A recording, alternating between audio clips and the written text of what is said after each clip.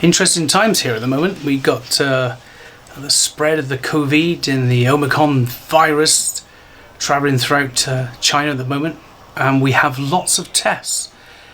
At the moment we're on a regime of we had a test, then a day's gap, and then we have 3 tests one day after another.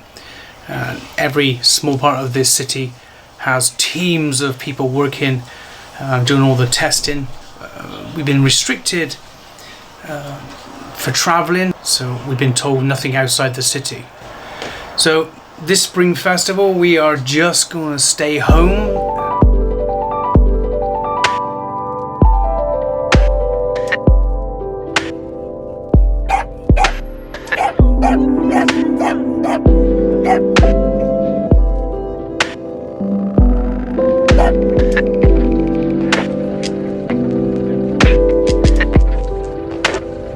I had to come back to the uni to grab my exam papers.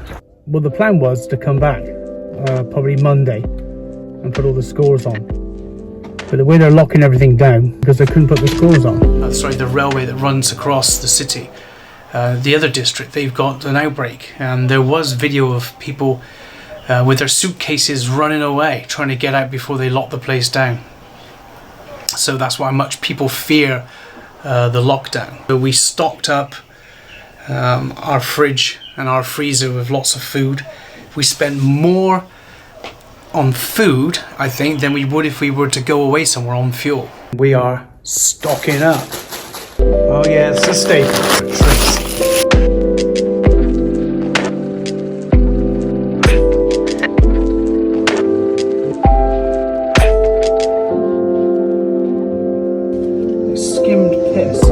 We're not, panic buying. The shops are still full up with food.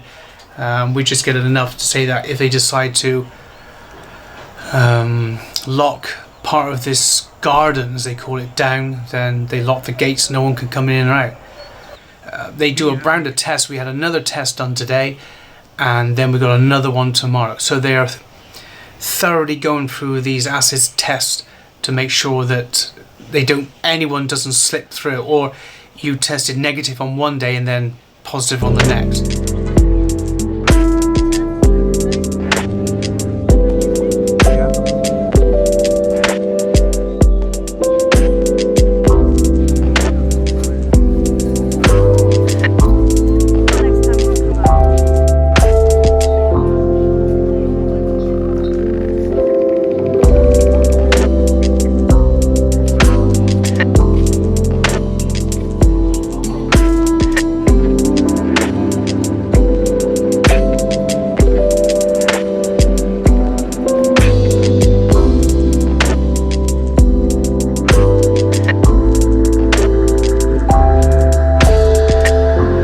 So you go for your tests every other day or tomorrow. So yesterday, today and tomorrow, and then you have to see what happens.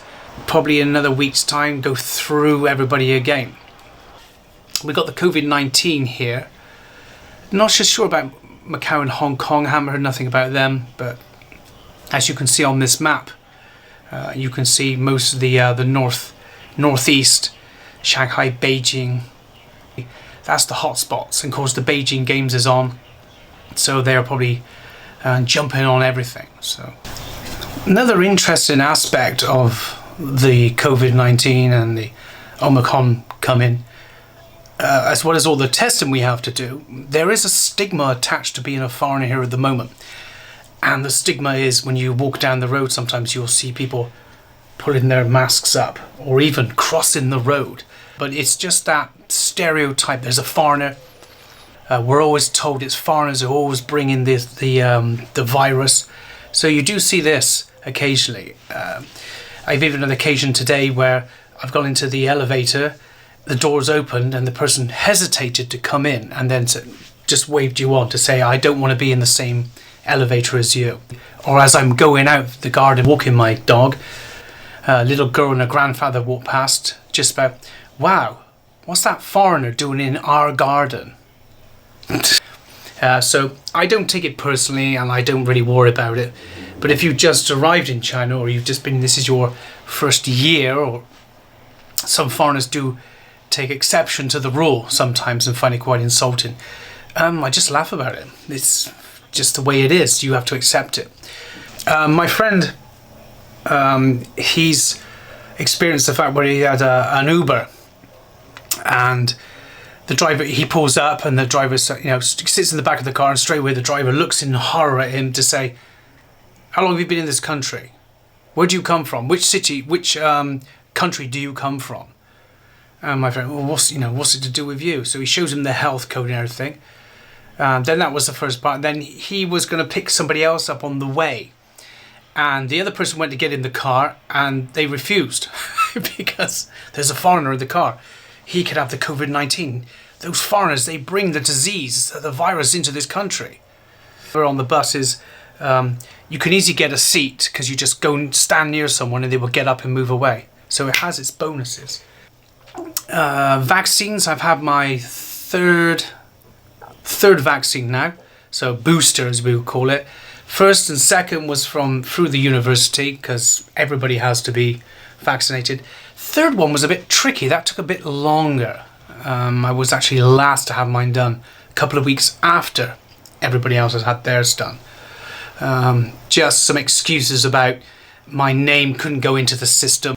The other 2 times my name went through the system quite easily. So it's just like a stalling tactic. So I had my rooster booster, third one. I don't know if it's that good against the new variant. Apparently, according to the studies, it's not really that effective. But I've had 3 jabs, and otherwise you can't go anywhere.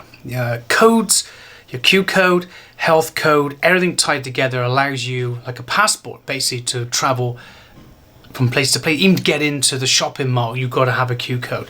So it's necessary evil. Not a big deal. Like I say, got used to it now. But for some people, newbies, new arrivals, they find it quite oppressive. But you got no choice. You're here and you've got to abide by their rules.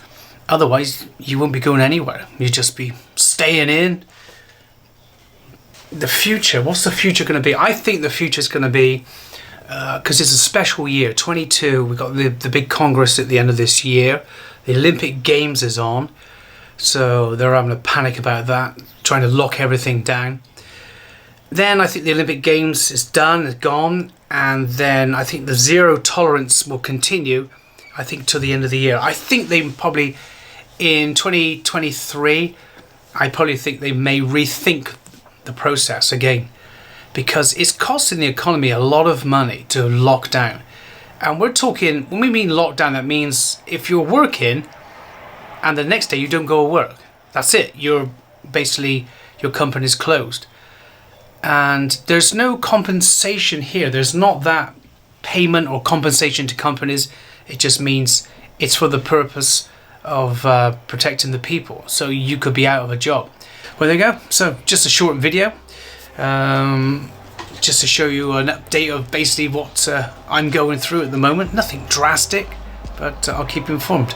And after I've done this video, hopefully I should be able to release my short little horror movie, which was started as a bit of fun. I found the footage. Wow, the footage is from 2016. I shot all this video and never ever used it. So I thought, well, whilst I'm doing the lack of travel, I thought I'd use up this video and make a short little horror movie.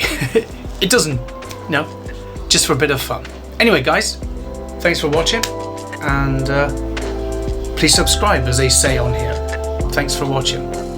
Bye bye.